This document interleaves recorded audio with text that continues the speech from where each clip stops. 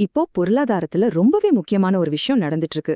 சரியா 50 வருஷத்துல நம்ம பார்க்காத ஒரு நிகழ்வு இது. இது ஏன் இவ்ளோ பெரிய விஷயம், இதனால என்னென்ன நடக்க போகுதுங்கறத பத்தி தான் நம்ம இப்ப ஆழமா பார்க்க போறோம். இந்த ஒரு வரிய நல்லா கவனிங்க. இப்போ இருக்கிற பொருளாதார சூழல் எவ்வளவு தீவிரமானது, எவ்வளவு அபூர்வமானதுன்னு இது தெளிவா காட்டுது. கடைசியா இது நடந்தப்போ நிறைய பேர் பயந்து போய் அவங்க பணத்தை இழந்தாங்க. ஆனா ஒரு சின்ன கூட்டம் மட்டும் ரொம்ப அமைதியா அடுத்த தலைமுறைக்கே சொத்து சேர்த்துட்டாங்க.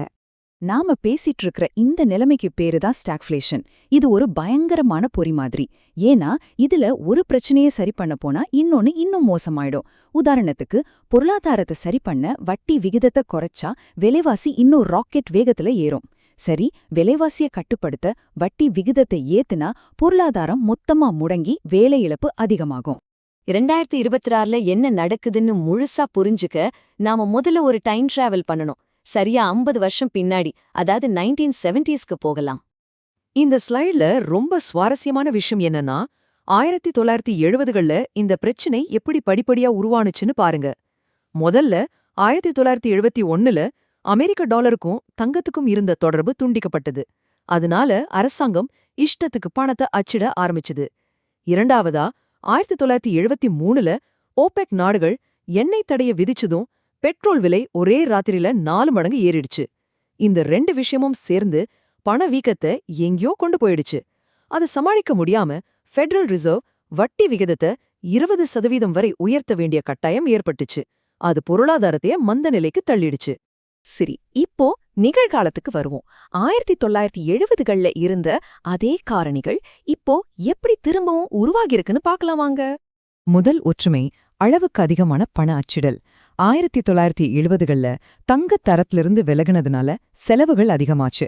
அதே மாதிரி 2020ல கோவிட் பெருந்தொற்றை சமாளிக்க அமெரிக்க அரசாங்கம் ட்ரில்லியன் கணக்குல டாலரை அச்சிட்டு பொருளாதாரத்துல குட்டினாங்க. ஃபெடரல் ரிசர்வோட பேலன்ஸ் ஷீட் வெறும் 2 வருஷத்துல 2 மடங்காயிடுச்சு. இரண்டாவது மிக முக்கியமான ஒற்றுமை எண்ணெய் அதிர்ச்சி. 1973ல ஓபெக் தடை மாதிரி 2026ல ஈரானோட ஏற்பட்ட மோதல்னால ஹார்முஸ் ஜலசந்தி முடக்கப்பட்டுச்சு. இதனால உலகத்தோட தினசரி எண்ணெய் சப்ளைல 5ல 1 பங்கு நின்னு போச்சு. உடனே ஒரு பேரல் கச்சா எண்ணெய் விலை $141 தாண்டிடுச்சு. இந்த அதிர்ச்சிகளோட உண்மையான பாதிப்பை நாம இப்பதான் பார்த்துட்டு இருக்கோம். பிப்ரவரி 2026ல மட்டும் 92,000 பேர் வேலையை இழந்திருக்காங்க. வேலையில்லா திண்டாட்டம் 4.4% அதிகரிச்சிருக்கு.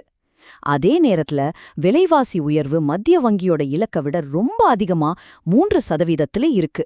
இது ஏதோ நாமளா சொல்ற கற்பனை இல்ல. எட் யாடேனி மாதிரி பெரிய பெரிய சந்தை வல்லுநர்கள் 1970கள்ல இருந்த மாதிரி ஒரு மோசமான பொருளாதார நிலைமை திரும்ப வர்றதுக்கான வாய்ப்பு 3ல 1 பங்கு இருக்குன்னு வெளிப்படையாவே சொல்றாங்க. இது ரொம்ப தீவிரமான ஒரு எச்சரிக்கை. ஆக இப்போ ஃபெடரல் ரிசர்வ் ஒரு பெரிய சிக்கல்ல மாட்டிருக்கு. விலைவாசியை ஏத்தாம அவங்களால வட்டி விகிதத்தை குறைக்க முடியாது. ஆனா வட்டி விகிதத்தை ஏத்தினா ஏற்கனவே தள்ளாடிட்டு இருக்கிற பொருளாதாரம் ஒரு பெரிய மந்த நிலைக்கு போயிடும். இதுதான் சரியா 50 வருஷத்துக்கு முன்னாடி அவங்க இருந்த அதே இக்கட்டான நிலைமை. சரி, இந்த மாதிரி ஒரு சூழல்ல முதலீட்டாளர்களுக்கு என்ன ஆச்சு? கடைசியா இது நடந்தப்போ வெவ்வேறு முதலீட்டு முறைகள் எப்படி வேலை செஞ்சதுன்னு ஒரு கதை மூலமா பார்க்கலாம். 1971ல இருந்து 1981 வரைக்கும் 10 வருஷத்துல அலெக்ஸ் பங்குச்சந்தையில முதலீடு பண்ணி 60% லாபம் பார்த்தாரு. வெரோனிகா சேமிப்பு கணக்குல பணத்தை போட்டு 51% லாபம் எடுத்தாங்க. ஆனா லூசி தங்கத்துல முதலீடு செஞ்சு 245% லாபம் பார்த்தாங்க.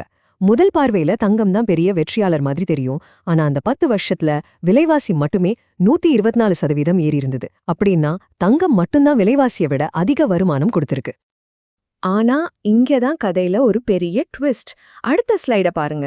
உண்மையான செல்வம் குறுகிய காலத்துல உருவாகிறதில்ல, அது நீண்ட காலத்துல தான் உருவாகுது. இப்போ பாருங்க, 20 வருஷத்தோட இறுதியில பொறுமையா பங்குச்சந்தையில முதலீடு செஞ்ச அலெக்ஸ் 430% வருமானத்தோட முதல் இடத்துல இருந்தாரு. அவரோட முதலீடு $1,33,000 வளர்ந்திருந்தது.